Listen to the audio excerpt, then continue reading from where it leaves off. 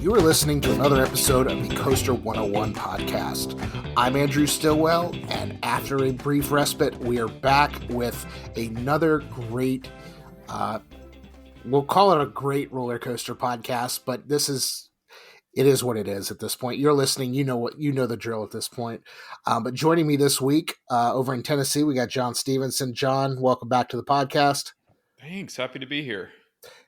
Happy to have you, and thank you for not canceling on me the minute we started recording like we did the last episode. I appreciate you being here. I have to rub it in. I'm sorry. I will never forgive myself. That's okay. I will. So at least one of us will. But also joining us this week up in Ohio, Nick Weisenberger. Nick, welcome back. Thanks for having me on again. Hey, anytime. Both of you guys. Anytime. I promise. And but yeah, it's been a little bit.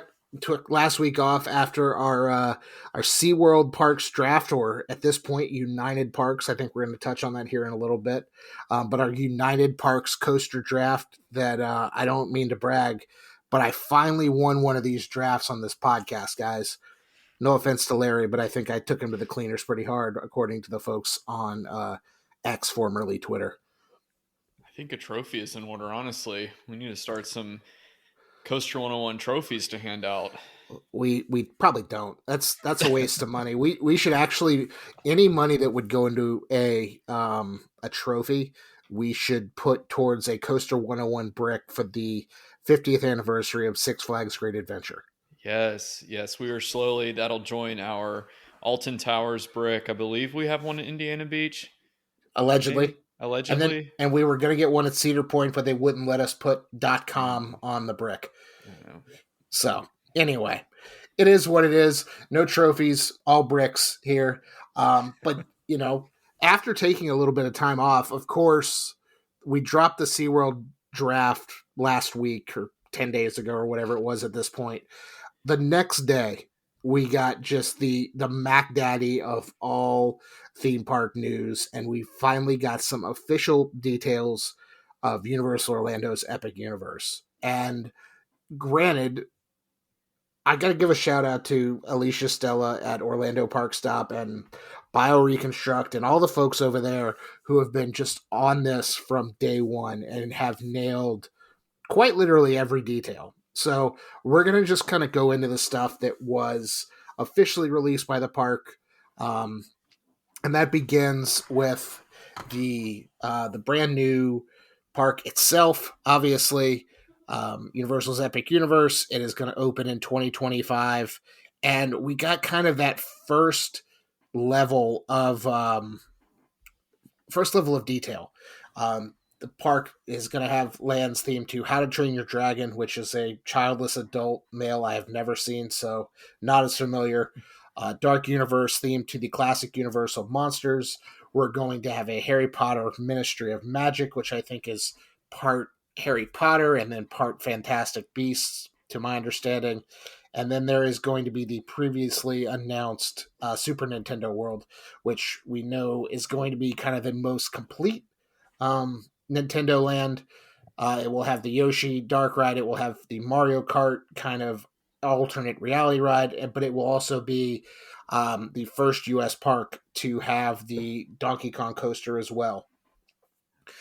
I want to get you guys' first thoughts. I mean, granted, we're all members of Theme Park Internet. We know where to look for the things, and we've been following this from the jump, and coaster cars are on the track and things like that. But John, when they drop these details, and specifically this 7-minute teaser video that to me was quite possibly the best theme park video ever released, what were your first thoughts? Well, after I picked my jaw up off the floor, I was blown away. And you have to think, this is only a piece of the park. They did not reveal any specific details about the four lands. I mean, this is just the center land of the park. And so if this is the level of detail for what is, this isn't tied to an IP. I mean, I'm blown away. It's not like anything I don't think that we've experienced in the US since what? I mean, Islands of Adventure. Maybe when was the last major park Well, that opened? I mean, the last we'll call I You mean, could say Legoland, New Legoland, York. but Legoland Hard Rock Park. I mean, was 2008, which is kind right, of after. yeah, But to this level of theming and detail, I don't think we've seen anything in the yeah. U.S. So it's definitely since Islands of Adventure. so I'm really trying to, I want to fast forward to 2025, but I'm really trying to enjoy watching this thing come to life and the reveals, and because we didn't obviously we didn't have that with Islands of Adventure. I mean, social media wasn't a thing. I mean, I was too young to really remember. I remember there was a traveling exhibit that came um, to Memphis when I was growing up that was kind of promoting the park, but there was nothing to of this caliber and promotion. So as I was watching the video, and you're right, it's one of the best. I think one of the best theme park videos. I mean, I had chills, and it makes me so excited about what's to come. I assume that they'll have similar reveals for the other lands. I think they're doing it right and kind of revealing these in pieces rather than all at once. So I think it's only going to get better from here. Yeah, I think that Universal, they had their big reveal, and the people who are far cooler than us in the Orlando theme park media sphere, they all got little miniature replicas of that icon that I've already forgotten the name of. Kind of this tower that has the medallions of each individual land. Um, so I think they are going to do it kind of piece by piece. Everybody got the first one, and then the reveal of Celestial Park, um, and then presumably over the next 18 months or however long this takes, we're going to get more reveals. You know, there'll be a Super Nintendo reveal, there'll be a Dark Universe reveal, How to Train Your Dragon, all that. So we're going to get this, and based on everything everybody is saying, it's, these new rides are going to be incredible. But Nick, I'm going to go jump back over to you. Kind of the same question I had asked John. Like, what were your initial thoughts on this big reveal, and then maybe specifically as it related to Celestial Park, this kind of, again, IP-less. It's a weird way to say that. Land without intellectual property, not IP-less. But this new area, again, in a park in a chain where everything has some sort of IP tied to it, for a park like Epic Universe to go all in on no intellectual property in its main kind of corridor here. What were your thoughts? Yeah, after that, the big announcement after the dust settled, and I kind of had time to think about it. I guess there were really like two major things that stood out to me. So the first one is the themes that they chose for each area. Like I'm super excited for this park. I think each of the themed areas is going to be great and work out well for a theme park. But I realized that like I don't have any personal connection to any of these themes. Like I'm not a Harry Potter fan. There's no like books or movies about the Universal monsters that I'm really into. I've never seen any of the How to Train Your Dragon movies. So I feel like maybe Mario is probably the closest one I have like some connection with. So it's odd. Like there's not like that emotional component, but despite that, I'm still excited, and I think they're still going to work really well. Yeah. And, I think more so than everybody, we kind of, just like the rest of the internet, we jumped on the reveal, and we're like, okay, there's this land, there's this land, there's this land.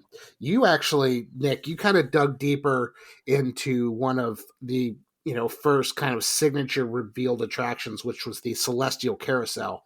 Um, which, if you're listening and haven't read the article on Coaster101.com about that, head to the site, check that out. Nick, with his engineering background, dug deep on kind of the patent and the information. But, Nick, when you were kind of doing your research on this article, what surprised you most about the this new attraction? Well, coming back to that for a second, my second thing that I was going to say that I took away from the announcement is just like the layout of the park and the way it's constructed, and the fact that like there's only one entrance into each of the lands. Like you go through these big portals. I think that's really interesting. Like you go look at a park like Hollywood Studios, and you can walk right from Toy Story Land into Star Wars Galaxy Edge, which like thematically that makes like no sense at all. Like there's no good way to transition between those. So I think it's interesting that you can't, or at least so far it seems like you can't just walk from Monsters Land into Super Mario. You have to go back to the central hub and then you go through the other portal. So I think like transition wise, I think that'll be, make a lot more sense. So there won't be like any jarring, theming transitions. But yeah, then that central hub is the Celestial Park, which has the carousel. Which it's interesting to me that they're calling it a carousel because, like, in spirit and like the way that it fits the park, it's a carousel. But the ride experience and the way that actually works, it's more like a teacup ride that just goes up and down. And yeah, like you said, if you go do a BioReconstruct, recently he posted some pictures on Twitter, like looking straight down into the carousel so you can see how it works. There's basically, a large table that rotates, but on top of that, there's 3 smaller ones that also rotate. And then it sounds like each individual ride vehicle is also going to be able to spin, and then they all go up and down. It sounds like it's all going to be pre-programmed to music, and there's going to be some kind of theming element above your head. So it sounds really cool, like a really unique attraction. And John, I know you famously love spinning, so I'm sure you cannot wait for this. Well, there's no height requirement, so I assume it's going to be very mild ride, but we'll have to see.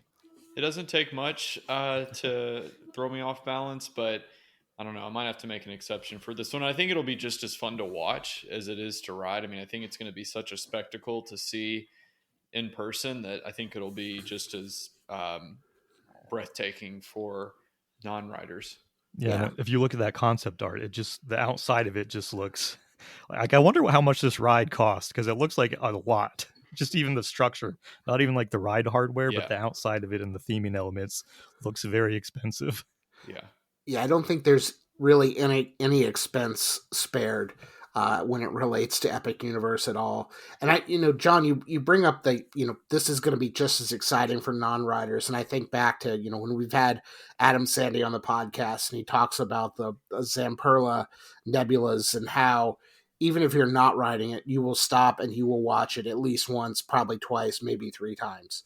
Just the ride cycle of this thing. And I think the Celestial Carousel kind of has that same appeal to it. And the kind of the green area inside of Celestial Park is, it's kind of city park-ish in a way. I think they've taken the green space that Epcot tried to accomplish with the Dreamers Point or whatever they've done recently, and it's more park-like and not amusement park-like. I think Universal kind of took that concept and just put it, on steroids, basically. Well, and I think it's kind of going back to what Nick said, is that you can't, it doesn't appear that you can go from one land directly to the other. And so I kind of see this, like we said, there's no IP. It's almost like a palate cleanser, so that you go through this and are kind of reset in a way before you go, from Harry Potter to How to Train Your Dragon or something like that. So I really like that. It's very clean. It's very, it's spread out. There's a lot of, like you said, there's a lot of green space. There's a lot of breathing room. So you kind of get that refresh before you go into whichever world you're going into next. Yes, and I kind of like playing a video game almost. Like you're playing a level, and then you go back to the home screen, and then you pick a new world to go to and play over there. Yeah. And I do want to go back. I've been saying the name of this attraction wrong the whole time. It is the Constellation Carousel, not the Celestial Carousel. I think I've said that like 3 or 4 times at this point, so I'm apologize to anybody listening. Alliteration is tough for me sometimes. But another attraction in the Celestial Park is, at our core, we're a roller coaster podcast, we're a roller coaster focused website. The dueling launched mock rides, Starfall Racers, again, another 2 rides, 2 roller coasters, because 2 credits, not tied to any IP. This thing looks bananas. And I think it is going to be kind of the tallest attraction in the park. I think it's just slightly about the same size as kind of Velocicoaster's kind of top hat element. what have you guys seen any of the overhead shots from BioReconstruct? I know we all have, but what are your thoughts on this coaster? It's beautiful. It is absolutely. I mean, it's. I love the color scheme. I love how it obviously it's dueling, so there are a lot of close call moments. I think it's going to be again. It's a spectacle. I think it's going to be fun to watch, and I think it's going to be a great coaster too. Great coasters. Yes. Nick, what about you? Yeah, I think for as a coaster enthusiast, it's going to be hard for any other ride in the park to beat this one. I think it looks really good. It looks like there's a lot of airtime moments, especially in the first half of the ride, and then you hit a second launch and you kind of get bigger elements, but a little maybe more interaction between the two vehicles. Yeah. Now these are these two completely separate tracks, or is it a what is that called? Mobius Mobius. loop? I think there are two separate tracks. Okay. And I'm trying to figure that out too, because in the release it said 5,000 feet of track. Are we talking 5,000 feet of track per side? Or are we talking 2,500? And again, I love marketing copy as much as the next guy, but I'm just curious if we're going to have, two. And based on the overhead renderings, and unless I'm missing something, it looks like it is probably 2,500 feet aside, because it doesn't look that big. But I've been fooled before. Because, I mean, if you look at something like Penguin Trek at SeaWorld Orlando, that's, one of the longer coasters in the park, and it's a B&M family coaster. So I am excited about this. I think it's got kind of like a high five element or whatever they're going to call it, just like something like West Coast Racers. But in this, I'm blown away. I'm looking at the concept art now, and to think this is going to be, to me, like a Tokyo Disney Sea or something just amazingly themed like we've never seen in the United States before. I mean, there's obviously Avatar, there's both Harry Potter lands in the two Universal parks in Orlando, and then over on the West Coast, like the level of theming. But this, I think, again, just takes it to that whole nother, forgive the pun here, it's just an epic level of theming on this new park. I want to ask you guys though about the lands, and kind of based on what we know, which is not much at this point. Again, stand by for more information. Of the four lands, which one are you guys most excited for? Well, it's funny when Nick said that. I don't have a tie to any of these IPs really. I mean, I haven't seen How to Train Your Dragon. I was never a big Mario fan. I just didn't play the games as a kid. The monsters, I mean, I know them, but I wasn't like gung ho over them. And so I don't really, yeah, I don't have a tie to them, but they're all just having, watched them be constructed over the past year or two. I'm still so excited to see them just because of the extent of the theming. And I'm not a Harry Potter fan either, but when I first went to Wizarding World, it made me want to be one. It made me want to learn how to read. It made me want to read the books and watch the movies. And so I think in that respect, it might have that effect on me when I go. And maybe that's Universal's, if you're not, obviously these are long lasting franchises. Some are a little newer than others, but I think even those who don't know these characters and these stories that well, I think are still going to enjoy being immersed in these vastly different styles of environment. Yeah. Nick, what about you? Do you have one you're looking forward to most? As far as lands go, I think the one that'll probably attract me the most is actually the How to Train Your Dragon land. And that's because I think the majority of it is outside. So I think it's going to have the most motion that it'll like draw you in and attract you from all the rides going around. Plus, I think like just looking at the aerial images, I think square footage wise, it looks like the biggest land. So I think it's going to have like the most, outdoor theming and stuff to look at as you walk around. But I mean, in terms of individual rides, the one that intrigues me the most is the Harry Potter Ministry of Magic ride. And that's because that's the one that we know the least amount about right now. Because, I mean, all the rides that are outside, you can look at those aerial images and see exactly what they are. But that the Harry Potter ride seems to be the one that they've held most closely to their chest so far. And the, the least amount of information's out there about that one. Yeah, wasn't that the one in the video that were like, yeah, we can't even tell you about this because of how special it is. I think that was either that or a Monsters ride. I can't remember which it was in that teaser video. I'll have to go back and look. But yeah, I think I'm most excited for Dark Universe. And not because I have a tie to any particular Universal monster, um, but I think the concept of kind of like a villain focused theme park has been thrown around at Disney. It's one of those right up there with the Monsters Inc. door coaster and whatever's replacing Rock and Roller Coaster at Hollywood Studios on any given week, as kind of like the rumor du jour in the theme park space. And I'm really, really curious to see how Universal is able to kind of pull off this dark and sinister theme park land, as it connects literally through a portal to Super Mario World, which is bright and colorful, and How to Train Your Dragon, which again also bright and colorful. And I mean, Harry Potter is what it is. I think that the Fantastic Beasts franchise kind of maybe got a little more dark and realistic especially when you compare to the first couple of movies. I haven't seen it. I've seen images and video and things like that from the oh my gosh, Fantastic Beasts franchise. Sorry, I forgot that for a second. But I've seen pictures and video, and based on what I've seen of overhead images and people maybe illegally flying drones over the park, I think the Dark Universe is going to be really fun.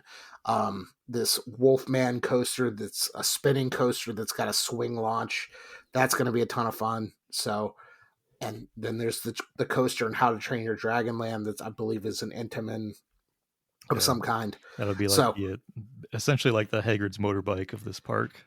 oh my Which should be a lot gosh, of fun. there are going to be so many great rides in this park, and to think at opening it's going to have more attractions than both Epcot and Hollywood Studios after 35, 40 years of operation is it's pretty impressive. And It's funny though that we didn't mention Super Mario World, which I feel like if this was the first time they were building that land, I feel like that would be the number one choice for everyone. But seeing this is how like the third time that they're building it takes a little bit of the excitement off. Yeah, but I think that's going to be my favorite. Andrew, I realize I never answered your question, but I think that one is going to be. So I'm not a huge. I don't have a close tie with the characters, but just looking at what was done at Universal Studios Hollywood, I think it's going to be such a unique theme park experience, especially for those who haven't been to those other Nintendo theme park areas. Plus, we get the Yoshi Omnimover attraction, and we need more Omnimovers in the theme park space. So, and then I'm real quick. I know they've got 3 on-site hotels. This Helios Hotel, Helios Grand Hotel, it's going to have 500 rooms connected to the park, which is to me kind of Epcot-ish, original like concept of Epcot-ish, just kind of the lodging inside the park. I don't know of any other U.S. parks where the hotel is literally inside the park boundary. I can't think of one. I mean, Disneyland's close. Walt Disney World a little bit is close, but nothing is actually in the park with the exception of the Cinderella Castle Suite. And this is going to have its own dedicated entrance. It's 500 rooms. The room product, I think there was concept art released. It looks really, really nice. And I'm not a hotel snob by any means, but one day I might be able to afford to stay a night here, and it'll be great. Yeah, I mean, just think like if you get, and I'm sure rooms facing the park will be probably twice as much as those on the other side, but just like being able to watch the sunset over the park or watch the sunrise. I have no idea how the sun sets relation to the hotel, but I mean, I think it'll be for theme park fans. I think it'll be worth every penny. Yeah, and it's like that Cabana Bay room that faces Volcano Bay, and you get to look at the volcano at night. And this, you have an entire theme park at your disposal. It's going to be, again, epic. I'm running out of words and adjectives to describe how great this park's going to be. So definitely, we can't wait until 2025, but at the same time, we can't wait for more information to be released. Again, we got the details of Celestial Park. We've got the dining options, which all look really, really good. We've got Starfall Racers. We've got the Constellation Carousel, because, again, I don't know how I fumbled that one. And we kind of know what's going to be in the Nintendo Land, but we've got 3 lands full of attractions that we don't know what exactly is happening right now.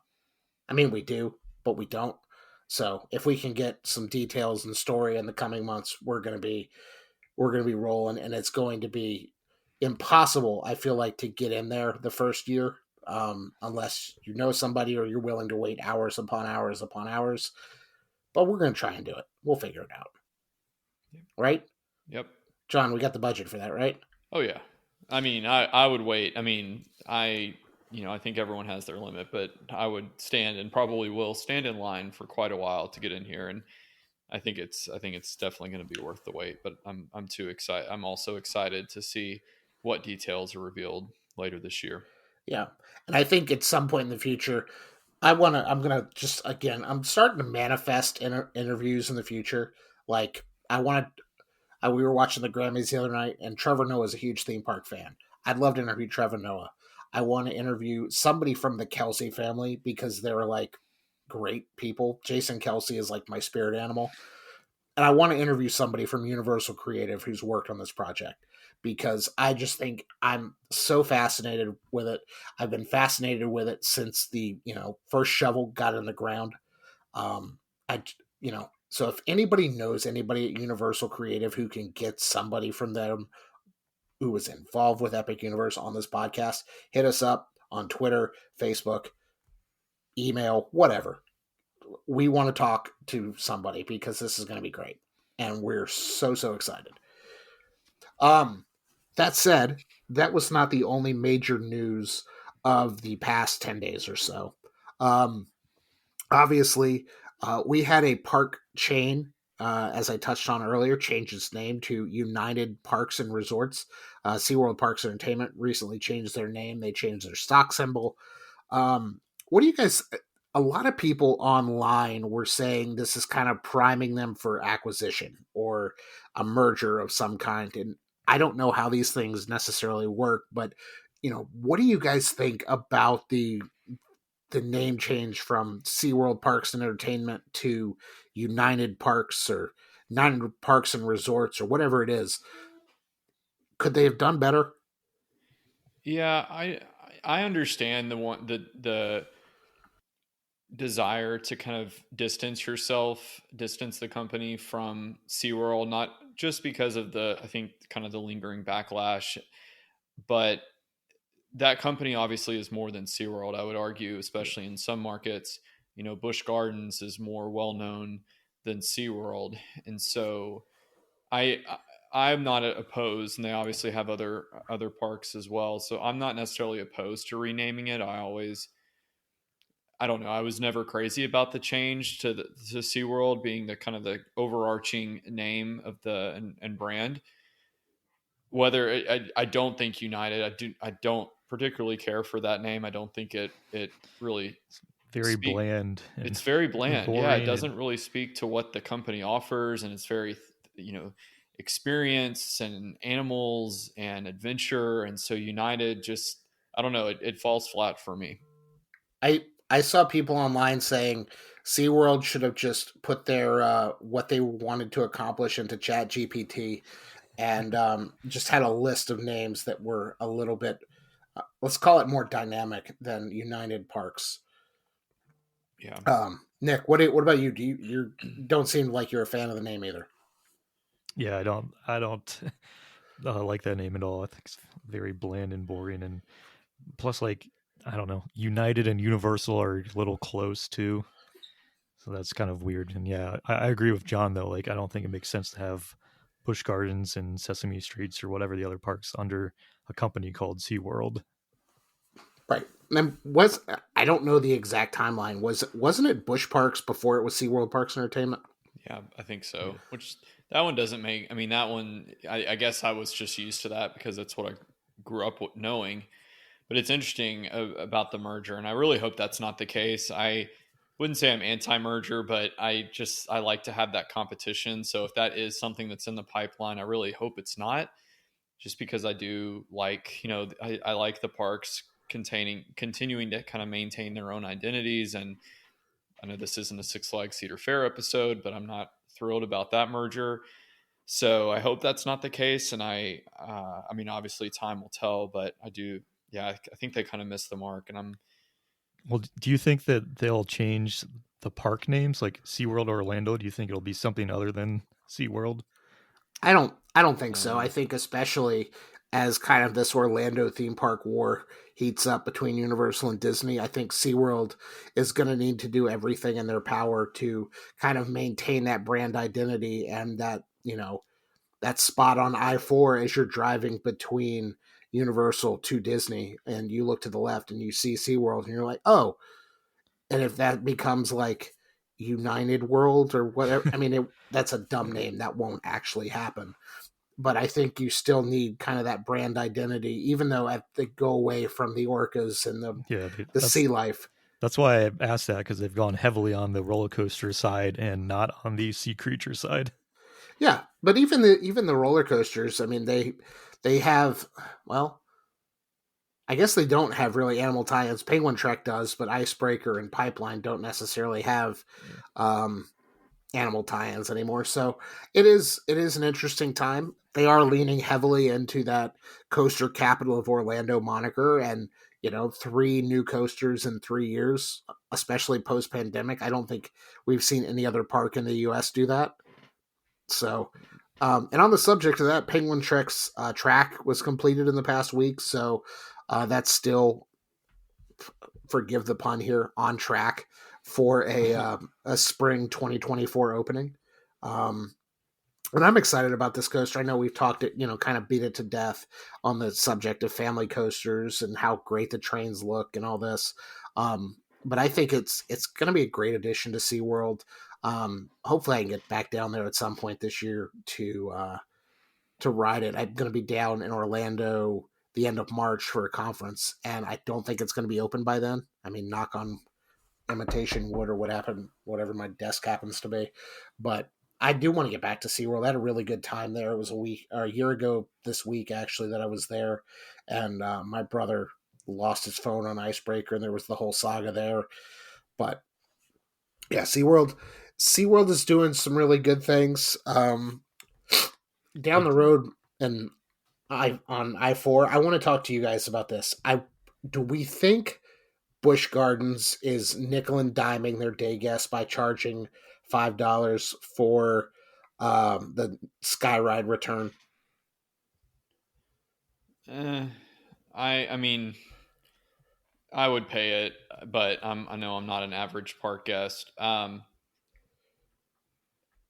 Yeah, You're not a regular park guest. How much is a single day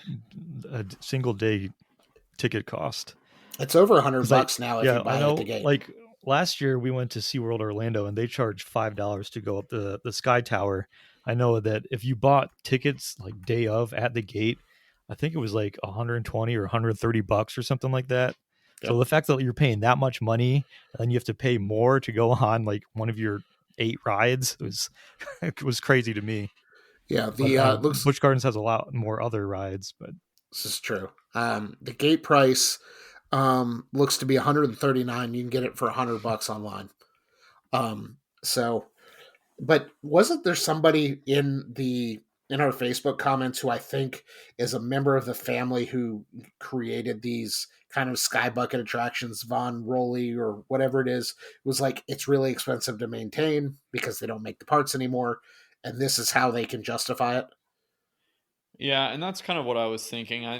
There aren't a lot of these left, and I think if that is what it takes to keep a ride like this open, then I'm not opposed to paying $5. It'd be nice to maybe have a $5, unlimited ride pass. I know that's probably not going to happen, but um, I would certainly pay $5 just because it is somewhat of a novelty and it is a increasingly rare type of attraction to ride. But $5 only gets you half the trip, right?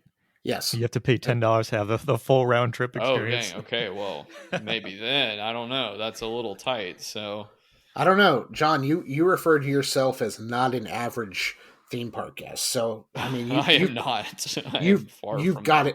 got it like that, I guess, right? Yeah, yeah. And again, I even $10, like, is it a little ridiculous? Yes, but I try to save money by buying online ahead of time, like getting discounts where I can. So I think I could kind of rationalize it in my head at least to ride it at And, least once. and if you remember, it's free, right? Right. So if you do the math, it probably just like if you go to the park twice, the membership probably pays for itself. I would guess. I'd have to look up the prices, but that seems like Yeah. that's the way that they're going. It's just Let, pushing people to get those memberships. let's see. Let's look at the annual pass here. We're gonna do some real quick Plus, mental math. when you throw in parking as well, because I think parking's like $30 to $40. Oh, it was absurd when I was there last fall for my bachelor party. So if membership includes parking as well, like you might as well just get the membership. Okay, so um, the silver price is looks like $174 if you buy it online. So math here, 20, 75. So you could do 35 rides on the Skyride, and your membership pays for itself. Right? I think that's how the math works. So just something to think about there. That's the bronze pass holder, or bronze and silver, because you can get silver for the price of bronze right now. Go to buschgardens.com for tickets for this non-sponsored content.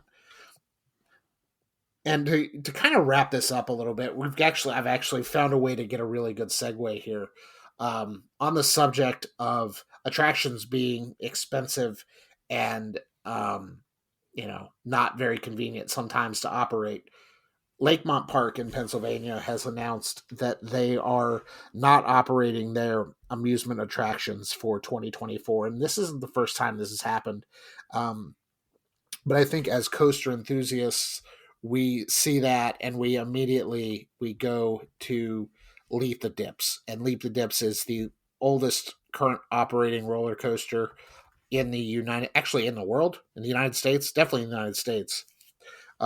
But it opened in 1902, which would make it 122 years old at this point.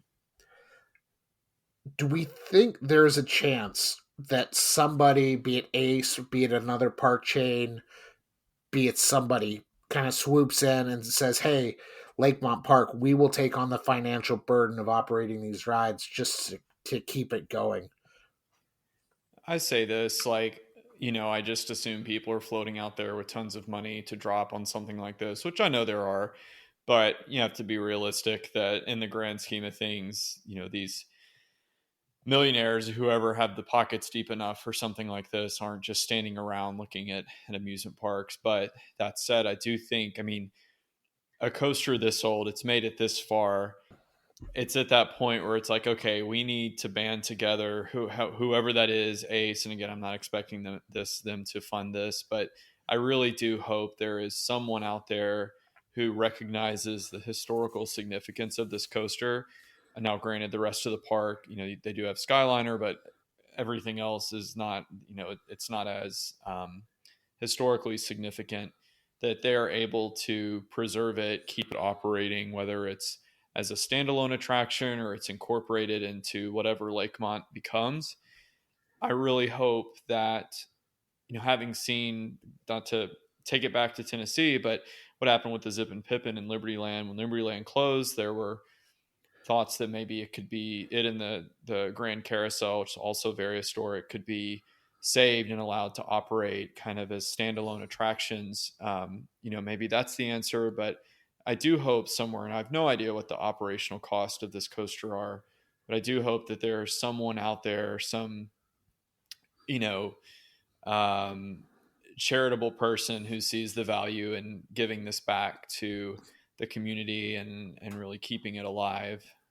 But who that is, if it's one person, if it's an organization, I don't know. But I am hopeful that something, I think the coaster enthusiast community is, powerful in being able to band together. I mean, there are countless stories of preservation of attractions and roller coasters that have been spearheaded by enthusiasts, whether it's ACE or other groups. So I think it's possible, but definitely have the cards stacked against them. Isn't Leap the Dips on the National Register of, like, the National Historic Landmarks Registry or something like that? Did I see that recently? I'm sure I would be shocked if it's not. So even if, like, we don't have like a blue streak situation at Conneaut Lake where there happened to be an accidental, air quotes, fire, allegedly. I don't know. I'm not speaking for that park. But even like if the park were to try and move it or alter it in some way, I don't think it can be altered, but I'm not entirely sure. They're probably not going to RMC it, but it was designated a National Historic Landmark in 1996. So, because didn't this happen before, where like it closed and then it took like a fundraising effort to restore it and reopen it? I think like that back in the 90s. I think it was the 90s or early to mid 2000s or something like that. I'll run an idea by you guys, not to armchair economics a park in Pennsylvania that I've never been to. I don't think the two of you guys have ever been to. What if Lakemont Park kind of took the Stricker's Grove model, where it has the land, it has the rides, and it operates 8 or 9 days a year. A couple of holidays, a couple of fan appreciation days, and I know it's got the Altoona Curve baseball park right there. Maybe there's some tie-in with the baseball team. I don't know. But what would you guys think if if Lakemont went to that kind of that couple day a year model to create that exclusivity and, I guess, definitely save on the operating cost, if I had to guess?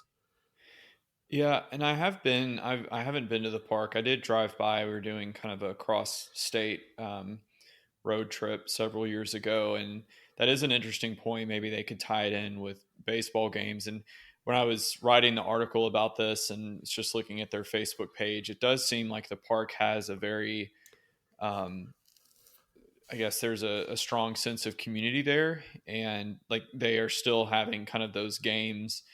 There are no rides operating, but they do still have some of those, I guess, kind of things that you would find in a community park.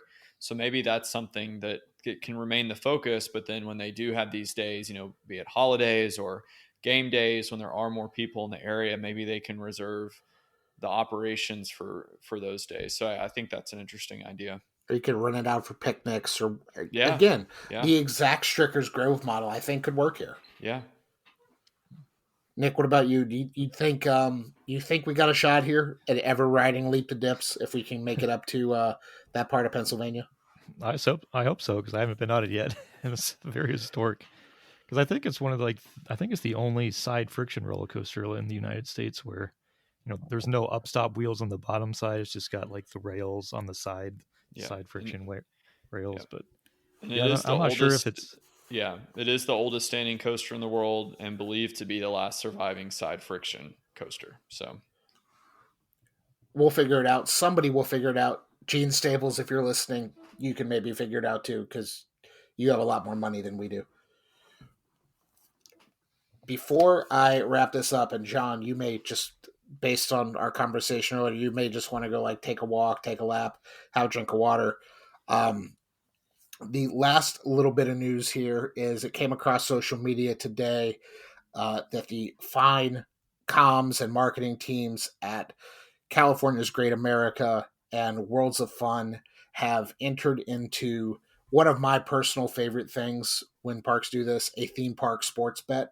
over the upcoming Superb Owl game this upcoming Sunday between the Kansas City Chiefs, obviously representing Worlds of Fun, and the San Francisco 49ers, who play their home games in the parking lot of California's Great America.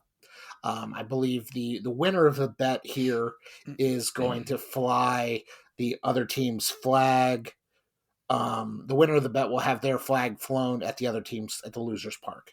And I know they did this in 2020. We did an article on the site kind of interviewing the comms people at the time, just kind of hyping up and rah-rahing their team. And I think I didn't happen to catch the rides that are featured this year, and I'm wondering if they just doubled down on the 2020 bet, which would have been had the 49ers won, there would have been a 49ers flag atop Mamba, and then when the Chiefs won, I believe they hung the flag on Demon, which I believe is the closest roller coaster to Levi's Stadium. Nick, what are your thoughts when local theme parks can kind of band together, especially parks in the same chain, just to have a little bit of fun around a sporting event? Oh, I also love a good theme park sports bet, because that's, besides theme parks, it's another one of the things I love is football. So when you can combine those two things in any way, that's always a lot of fun. Do you have any thoughts on who's going to win Sunday? I don't think either of the three of us here care much for any of these teams, but I know our West Coast writer, Eric, is a 49ers fan. The 49ers, I think, have been one of the best teams in football this year, so I'm going to go with the 49ers. We're probably going to win. Maybe Great America can avenge their 2020 loss, but the park didn't even open in 2020 because of COVID. So nobody got to see that Chiefs flag atop Demon except on social media for like one day. And then the world ended like 3 days later. So, well, unfortunately, Great America is going to lose in the next several years. Hopefully not. So I think we should let them have all of the moments that they can get between now and then. There you go. John rooting for it from a non-sports fan's perspective, yep. And I'm here for it. Absolutely here for it. Yeah, I'm excited for the game. I don't really care who wins. I'm excited for some commercials. I'm hoping that Usher brings both Ludacris and Little John out on stage so we can hear yeah for the 20th anniversary. And I think I saw like a TikTok about that recently. It's like, yeah, the song "Yeah" is 20 years old in 2024. So congratulations. If you're listening to this, you're ancient too. So sorry about that.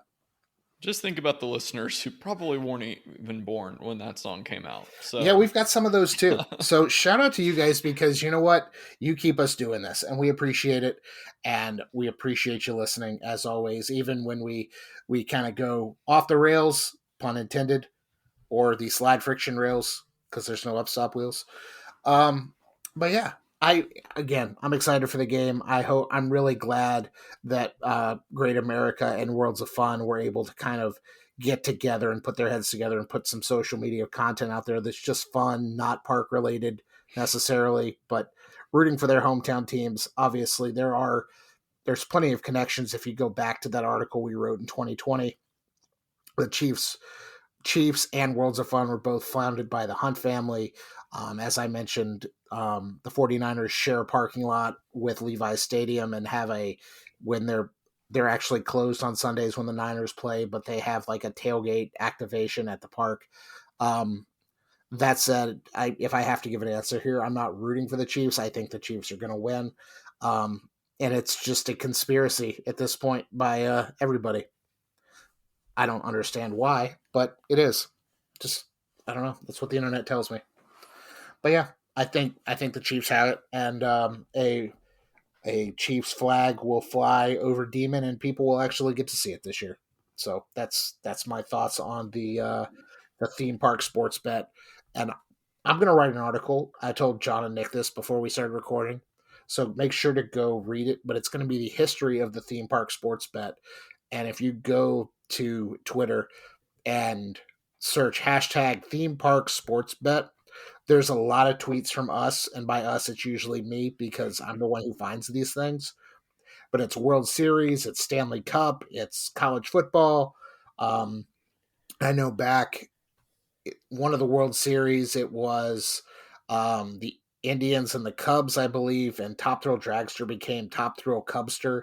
And then Marcus Leshock from WGN was at the park, and he had a rollback on Top Thrill Cubster. I think there's a YouTube video there somewhere. But I love the theme park sports bets. They're great. They're so much fun. But anyway, any other bits of news? John, do you want to talk about the Dolly Parton experience at Dollywood, or not really? Yeah, I mean, hey, you don't have to ask me twice to talk about our girl Dolly. Yeah, Dollywood this week released some new renderings of the Dolly Parton experience, which is really an entire. It's replacing the Chasing Rainbows Museum, but it's really replacing all of that surrounding area. I think Adventures in Imagination, and it is going to be multi-building experience of all of the Dolly memorabilia, interactive exhibits. So it's going to be really, really exciting, and I hope that I can go. I think it's going to open in, I've heard spring and May, which is both. So we'll see if it'll be before then or probably sometime in May. And of course, Dolly, I'm sure we'll be there at the park. Chasing Rainbows. It took me, I didn't go in until one of the last years before it closed. And it was incredible. I don't know how I guess because I was always off riding coasters, but it was incredible. So I can only imagine what this new experience is going to be like. So another exciting year at Dollywood. And John, I'm just going to ask you, there's one answer to this question. Do you know the operating hours of the Dolly Parton experience? Oh, yes. From the answer is 9 to 5. 9 to 5. What a way to make a living. Just like this podcast. Clearly I need to pour myself another cup of ambition because that took me way too long to answer. Anyway, Nick, before we wrap this up, any other news that you can think of, or are we good to put this podcast to bed after a dumb Dolly Parton joke? I think we're good.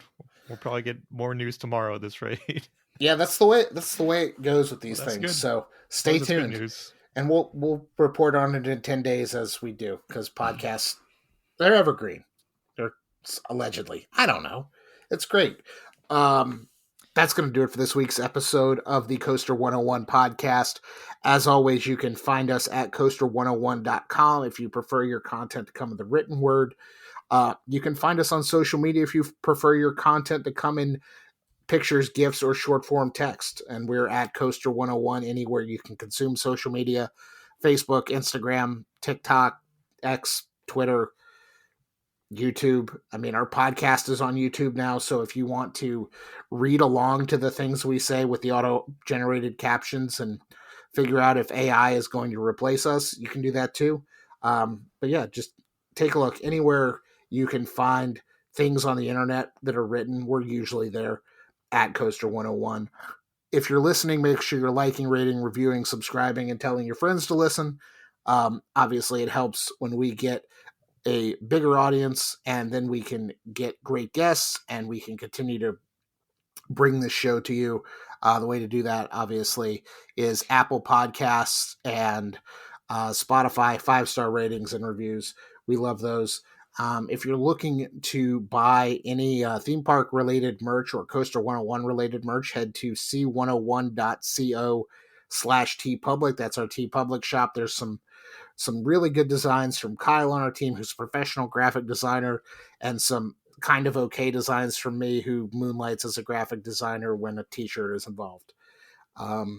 And finally, last but not least, thanks as always to Justin Mabry and JMMD Entertainment for our theme music. They've been rocking with us since day one, and it's going to be another great season of theme park shows for them. So go check them out as well. But John, Nick, thank you guys for hopping on with me. I know we went around the horn for just about an hour here, so hopefully people enjoyed it, and they'll come back next week. What do you think? Hopefully. Probably. I was going to say, maybe. Don't all answer at once. This is great. I love the votes of confidence that I have we have in this team. It's great. We have full faith. Full faith. Anyway, we will talk to y'all again soon. See ya.